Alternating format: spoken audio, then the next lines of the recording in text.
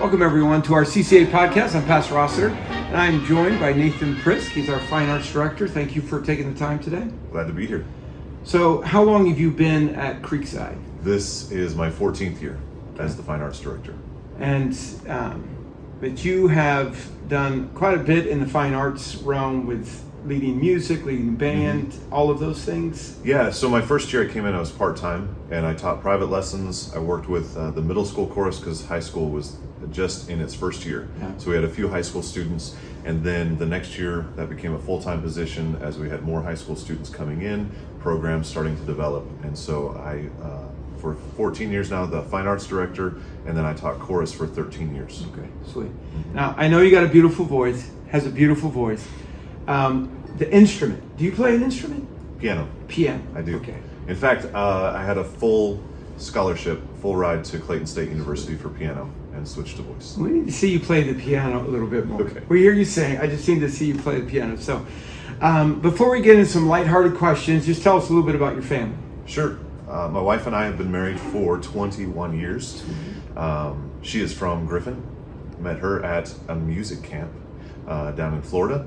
And so I ended up moving here to Georgia from Washington State in '99. Yeah. I've lived here over half of my life now, and I'm glad that I made that decision. I have two boys. Judah he just turned 19, and he is at Georgia Tech. He is a math major and loving every moment of that. He got involved with a great organization up there and really thriving spiritually, as well as academically. And then Gideon is a junior here at Creekside, and he is involved in everything from band to cybersecurity to set design. Just wants to be involved in everything that he can get involved in. Both of them highly involved at their time in Creekside. Absolutely. Gideon, part of our chapel committee, and does all of our sound for our chapels, and does a really good job with that. And Judah, I had the privilege of being his coach for 4 years for baseball, and so that was awesome. That he loved every moment of that experience. Miss him. So that kind of leads into our next question. And when I gave you this question, I kind of knew what your answer was going to be. But we're going to get a couple favorites. So what is your favorite sport? It's actually baseball. Yeah, it is. I grew up. I got to play in high school a little bit, and then seeing Judah and Gideon growing up playing it, and Judah really took it on through high school. So Judah loved it. Yes. And one of his desires is to be in stats analytics and all of that. That would be his dream job, right? Yeah, that's one thing that he has talked about for years, and is even connecting with some people who've been involved in those sorts of things at Georgia Tech and with the Braves. So maybe. So favorite movie? Princess Bride. Yeah, I could see you as a Princess Bride, just the humor you have. Putting you on the spot. Yes. Do you have a favorite line from Princess Bride? Have fun storming the castle. Yeah, absolutely. So favorite, but there's too many other good ones too. Yeah. So. Favorite musical? Wicked. Yeah. Now I'm assuming that you've seen it live. Yes. And so, where have you seen it? The first time I saw it was here in Atlanta on tour, and then 5 or 6 years ago I got to see it in New York. And actually, a few years before that, I was on a trip to Europe, and I got to see it in London. Sweet. So it's been an amazing show. I think it's just one that comes together and brings the music, the visuals, everything just works together with it. So it's going to be interesting to see how they turn that into a movie next year. I didn't know they were doing that. Oh, I think it comes out actually this Christmas. Sweet. So which one was probably your favorite performance at which place? New York. Yeah. Absolutely. Sweet. That's good. I have not seen it. You probably could guess it. I highly recommend it though. Right. So I have seen Phantom of the Opera. Is that that's my second favorite. Yeah. Okay. Yeah. I took my wife to that. So favorite fast food? Chick-fil-A. Yeah. Because we don't eat other fast food options really that often. So we'll do Chick-fil-A, we'll do Panera Bread, places like that. But McDonald's and they just I know you guys enjoy McDonald's, but you know people love Chick-fil-A. I was like, and I love Chick-fil-A. We go there. Yes. Very kind people. I was like, do you ever get tired of Chick-fil-A chicken nuggets? And they're like, no. I really haven't. Yeah. No. So chicken sandwich or the chicken nuggets? Sandwich. Sandwich. Yeah, spicy. Yeah, spicy. Sweet. Okay. Seahawks or Mariners? Seahawks. Yeah, I know it doesn't go along with my favorite It doesn't. sport. Favorite baseball, I was expecting Mariners. But Mariners break your heart a little bit more than the Seahawks. I think the Mariners are the only team who they haven't won the World Series. Yeah. Every other team in MLB has. But I do, all Mariners have to remember, was 113 wins, 114 wins? 116 in 2001. Yes. And they tied the record, yes. Lose in the first round. Yeah. So sorry to bring up those painful memories. So moving to the more serious side, what would be the fine arts director's responsibilities? That's a great question because it keeps expanding. Yeah. I feel like all of us here, I think it keeps expanding. That's awesome because that means the program is growing and people get involved in it. So. Yes, for sure. So the majority of the responsibility is making sure that all the programs are able to run efficiently. And so that's having the right teachers in place, that's having the right materials, the right suitable rooms for some of those. So that is a large part of just making sure that we have the programs running correctly. So that's art, band, chorus, drama, and those are kind of the core of what we have going on. I also get to work with the non-athletic electives and specials classes and working with those teachers. I do work with the general music teacher and art and computer and those on the other campus, on our East campus. So for the lower academy, I get to work with them as well. Just not able to be over there as much. Yeah.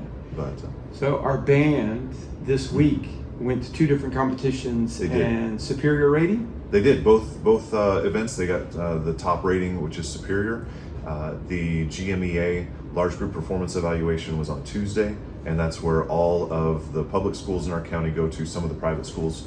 And it's just a great opportunity for somebody who's not connected to our program at all to be able to provide comments. And even with Superior, there's a lot of things to work on, but they recognize the hard work that our students have put into it, and especially Dr. Weller. He's been a great addition to our fine arts. And then we've added Beth Mathingale. Yes, Beth Mathingale we hired this year.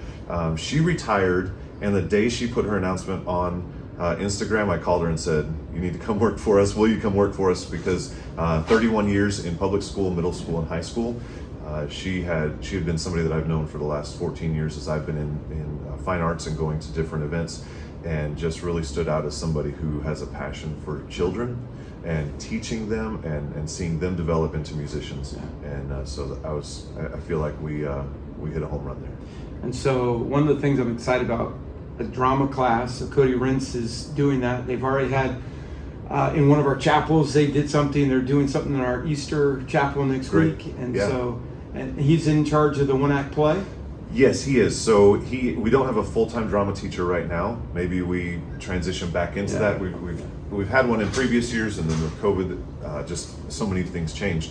So he has done our one-act for the last couple of years. Done a fantastic job, and then he teaches our 7th grade speech and drama class. So he gets, all of those 7th graders get to come through his class. He gets to work with them and kind of teach the basics. And then hopefully that inspires in them a desire to get involved in the musicals, to get involved in one-act opportunities there. So that's been fantastic. He is very dedicated and very talented. We get to go see him in shows with local community theater a lot. Does a great job. That's awesome. So I know in the sense of administration being over, you get through one thing, you're always thinking about how can we make it better. So what are some things that you have in store for next year? For next year, we're continuing with everything that we have been doing. We have one act that'll be an opportunity in the fall for high school students. And then we're actually kicking off next year.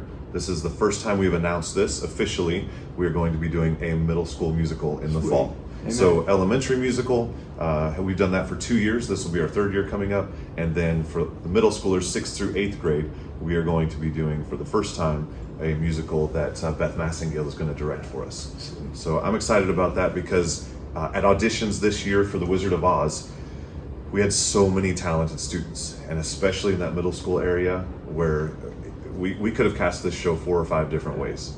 And so we are looking forward to being able to help those middle schoolers develop their talent and their ability, give them some opportunities for lead roles. So I think it's going to be a great addition. So my daughter Carson will be 6th grade. She was in Jungle Book. Yes. And she she wasn't upset at you. She was like, but I want to be the Wizard of Oz. And so she is going to be pumped for that next year. That's awesome. Fantastic. Yeah, I can't wait to hear their responses Yeah. and the questions I'm going to get, because already it's, what's the show next year? So Yeah. now it's going to be, what are the 3 shows next year? Yeah. So that's going to be a lot of fun. I was excited. So Yes. speaking of Wizard of Oz, Yes. this is what high school musical is this year. Middle school and high school Middle this school year, and high yes. school. And so tell me a little bit all that goes involved and who is involved, and just, I know it's a huge ordeal. So Absolutely. What I love about the spring musical is we get everybody involved. A lot of people outside of fine arts even coming in and getting involved, especially parents. But our art department is doing a fantastic job. We actually, last year, we added a new class. And we kind of did it through the study hall, and kids who were available could come in and help work with set design. So then this year, it's an official, you can get credit, it's an art class. And so we have students first period that are working on building props, building the sets. And so art is very heavily involved, especially when it comes to painting and really making the set look like we're in Oz or we're in Kansas, wherever we need to be. So art is very heavily involved. Band in the future, I really would love to have our band play live for our events. I asked him that. I was like, hey, when are we going to bring Yeah. the band into it? So I think, and with so many school programs, they bring in outside musicians to supplement and kind of build that up. So in scheduling, just trying to figure out if that's something that would be able to work easily, or if we're placing an undue burden on that program. So we want to kind of make that work when it can. But with adding, when I came in, I wrote down my goal was to have a musical within 5 years and the band playing the music live within 10 years. So we're a little bit past that. We didn't quite make those goals, but we're getting there, and I'm excited about that. Chorus definitely involved with Beth Massengale. She's our music director for the show, so she's teaching the students all of the songs, and then working with the soloists and just their interpretation. And then a lot of kids in chorus class are involved in the show as well. Drama, this is the the keystone for drama, right? The big ending of the year and what we build towards. But outside of that too, our families get involved. Our community, from sponsors, like our main corporate sponsor is State Farm. They've done that for 5 years now, been our main sponsor, fantastic partner. But families that get involved, whether it's giving or it's coming in and spending time. We have a set design build out day tomorrow. So we will have folks coming in that aren't able to get involved on other times because it's always during the week. So just seeing how the community comes together inside and outside of the school. So how long have they been practicing getting ready for the Wizard of Oz, the students? Sure. We auditioned in November and then gave out parts in December and asked them to just kind of be getting familiar with it, with the music and everything. So then in January, every Monday was our music rehearsal. In February, we added Thursday. So Mondays and Thursday was choreography. Yeah. So Miss Steck, who is our academic dean here, she is actually a wizard when it comes to choreography and putting that all together. So she has been working with them since February. And then after winter break, we hit the ground Monday, Tuesday, Thursday, Friday, 2-hour rehearsals each day. I come back from baseball practice and I see her in Miss Thompson's room. They got all the chairs, Yes. and she's moving, and so she always does a great job of just bringing it all together. I mean, it takes a lot of people to do that. So Absolutely. One person I don't want to leave out is Becky Stewart. She's our costume Speaking of- creator. Yes, costumes. A lot of times we can rent costumes, we can buy costumes, but there are several pieces, and it could be dozens of pieces each year that are needing to be created. So she has really done a fantastic job helping us out and making sure that we have what we need to look authentic and to really tell the story and draw our audience in to the story that we're telling. Yeah. So how can folks, if they want to come, how can they get tickets? They can go to our website at creeksideacademy.org or creeksidechristian.academy. I know we can get to our website several ways now. I never know which one is the official. So you can go to our website, scroll down, and you'll see a banner that says Wizard of Oz. Click on that banner, that'll take you to the iTicket site where they can purchase for the show. So we're doing a Friday night show on April 26th at 7 p.m. And then on Saturday, the next day, we will have a 2 p.m. matinee and a 7 p.m. show for the final show.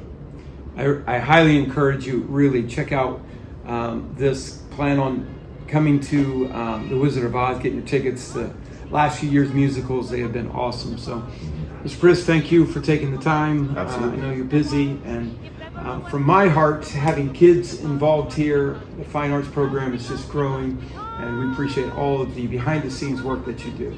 So thank you. Glad to do it. All right. You guys have a great day.